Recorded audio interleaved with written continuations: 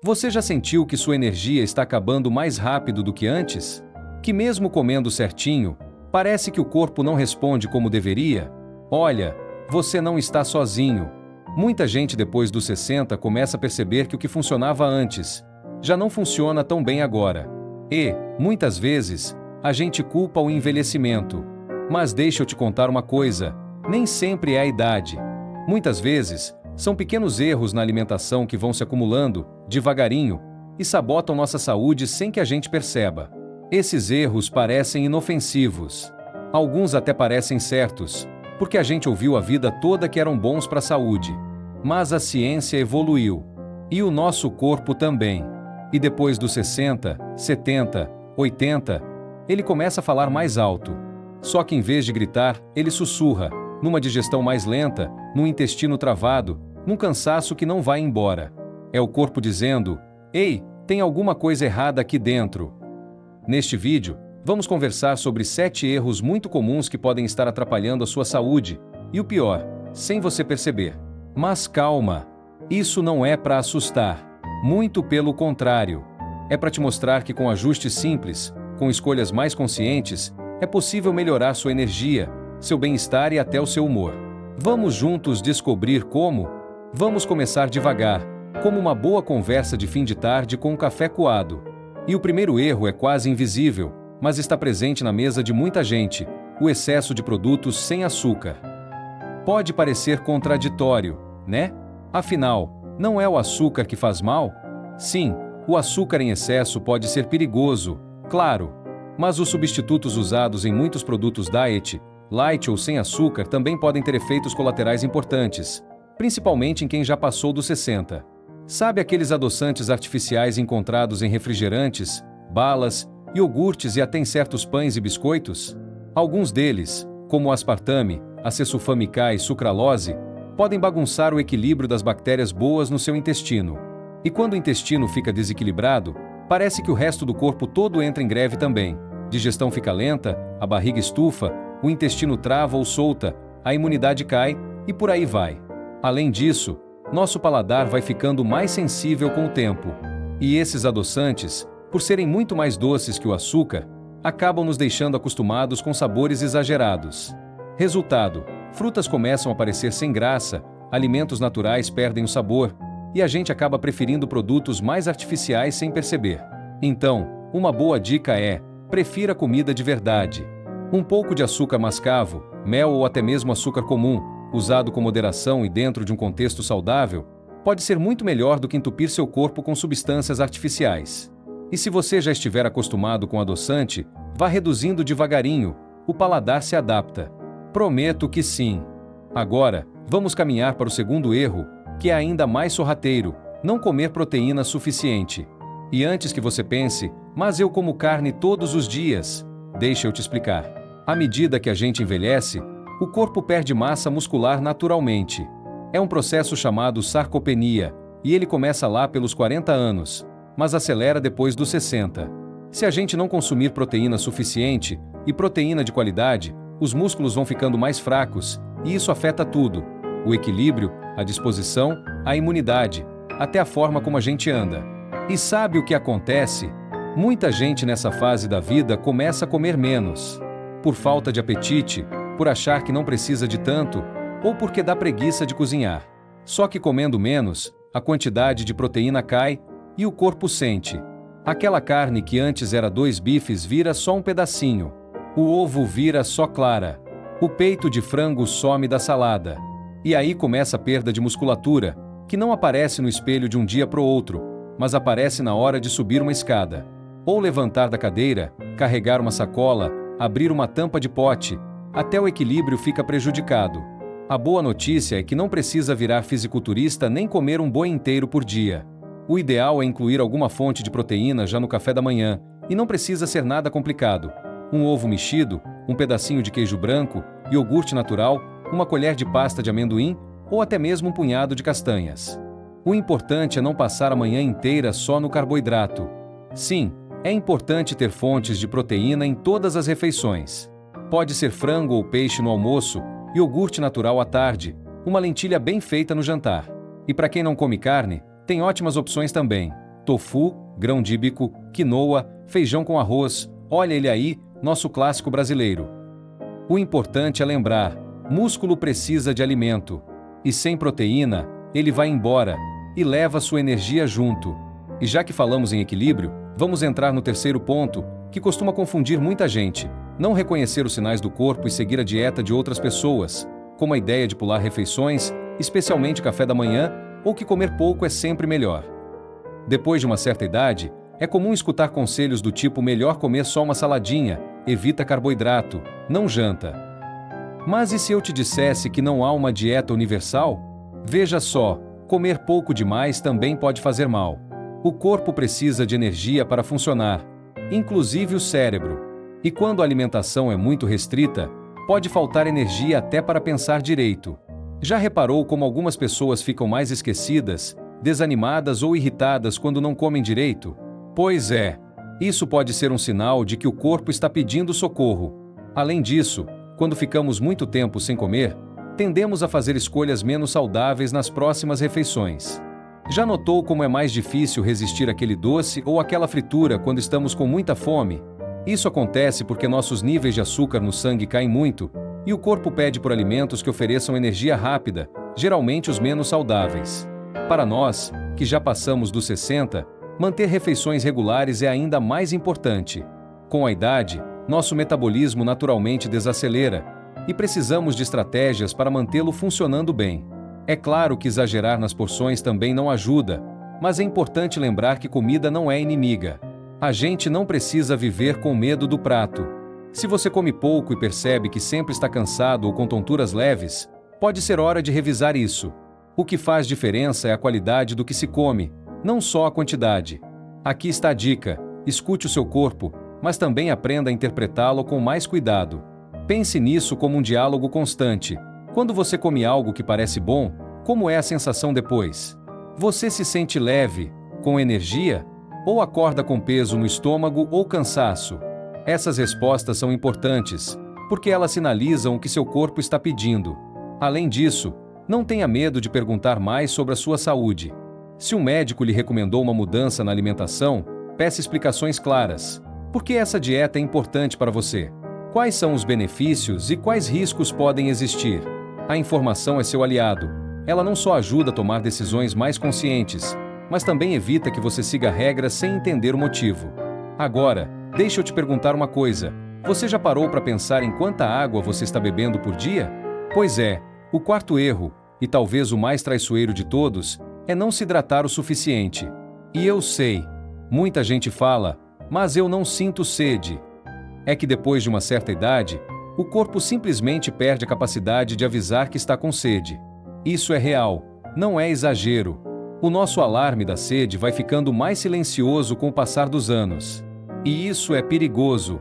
A desidratação leve, aquela que a gente nem percebe, pode causar tontura, fraqueza, dor de cabeça, confusão mental, queda de pressão, dificuldade de concentração, algo que muitos de nós enfrentamos com mais frequência depois dos 60 anos.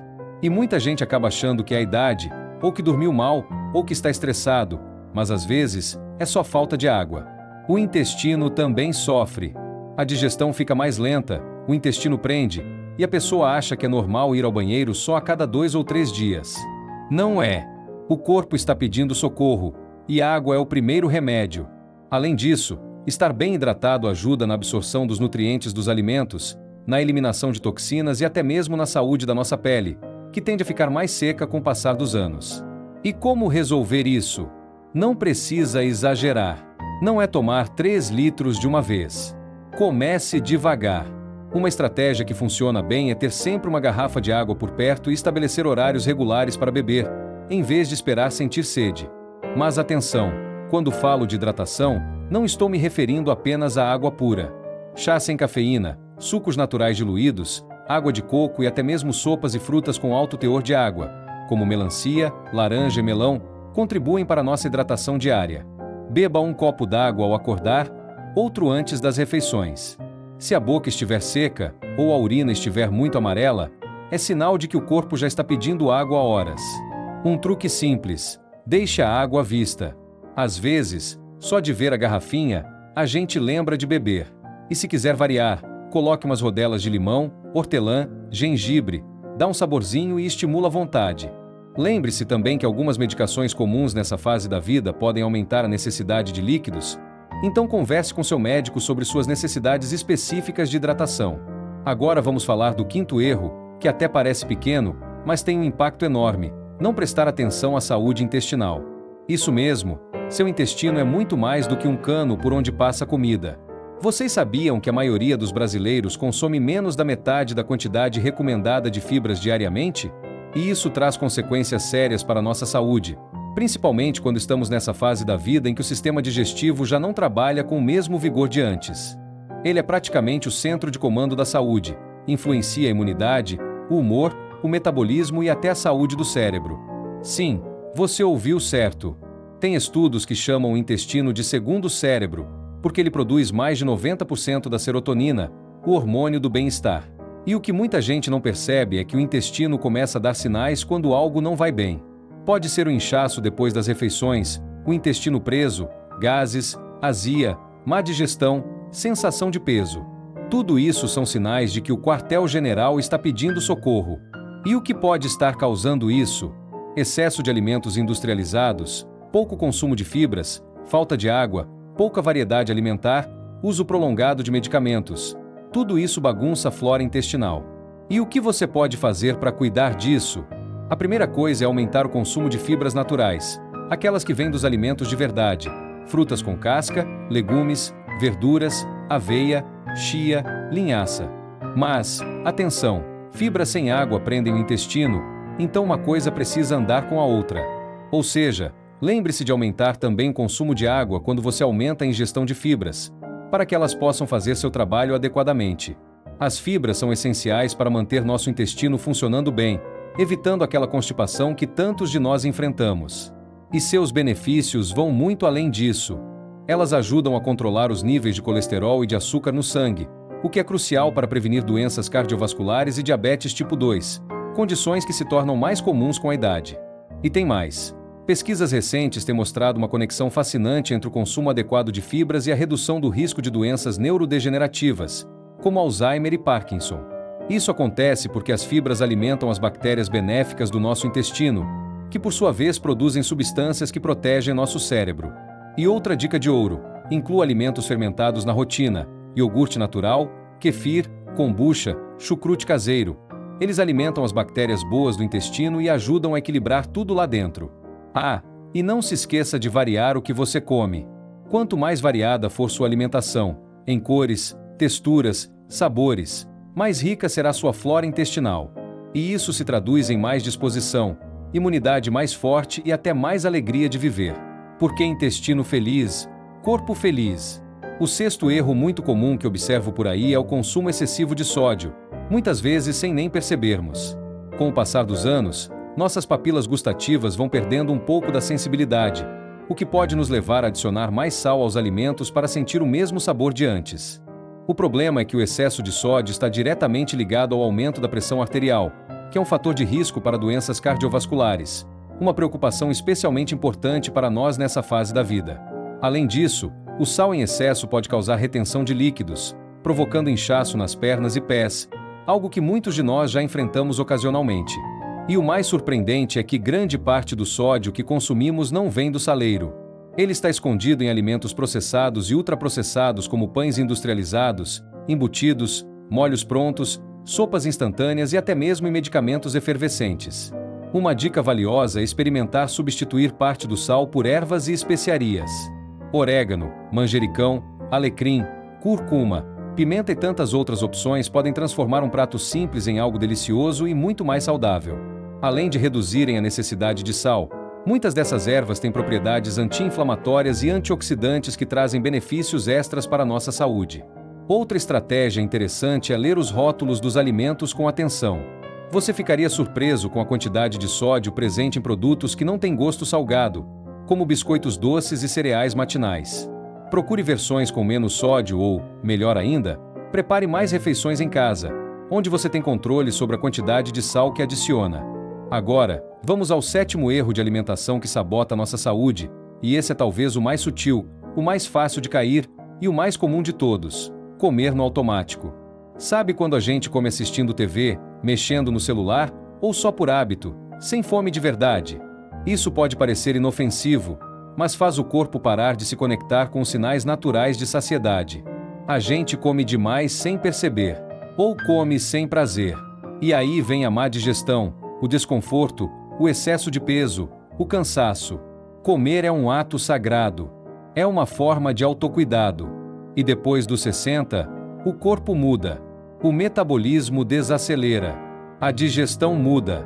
O paladar muda. E tudo isso exige mais presença. Comer com atenção, com calma, sentindo o sabor dos alimentos, mastigando devagar. Isso ajuda a digestão, a saciedade e até a memória. Isso mesmo, comer com atenção melhora a memória, porque ativa áreas do cérebro relacionadas à concentração e ao prazer. Então, da próxima vez que você for fazer uma refeição, desligue a TV. Guarde o celular. Sente-se à mesa com calma. Agradeça pela comida. Mastigue com atenção. Perceba os sabores, as texturas. O corpo vai agradecer. E você vai se sentir mais leve, por dentro e por fora. Finalizando, eu tenho certeza que você, que chegou até aqui, é alguém que se cuida e quer viver muitos anos com qualidade. E sabe de uma coisa? Você já deu o primeiro passo só por ter prestado atenção nesse assunto. Agora que você conhece esses 7 erros, consumo excessivo de alimentos light, proteína insuficiente, dieta estranha por conta própria, pouca hidratação, descuido com o intestino, excesso de sal e comer no automático, quero te fazer um convite. Que tal começar a mudar, aos poucos, um hábito por vez? Pequenas mudanças podem gerar grandes transformações. Me conta nos comentários. Qual desses erros foi o mais surpreendente para você? Qual vai tentar mudar primeiro? Sua experiência pode inspirar outras pessoas. E se esse conteúdo foi útil, compartilhe com aquela amiga que só vive de café com pão branco ou com aquele vizinho que acha que depois dos 60 não adianta mais. Adianta, sim. Cada escolha saudável é um presente que você dá para o seu futuro. E não esqueça de deixar seu like e se inscrever no canal Vivessa para acompanhar mais conteúdos como esse. Lembre-se, não existe hora certa para começar, mas quanto antes, melhor. Sua saúde agradece. Um grande abraço e até o próximo vídeo. Cuidem-se, porque vocês merecem viver muito e muito bem.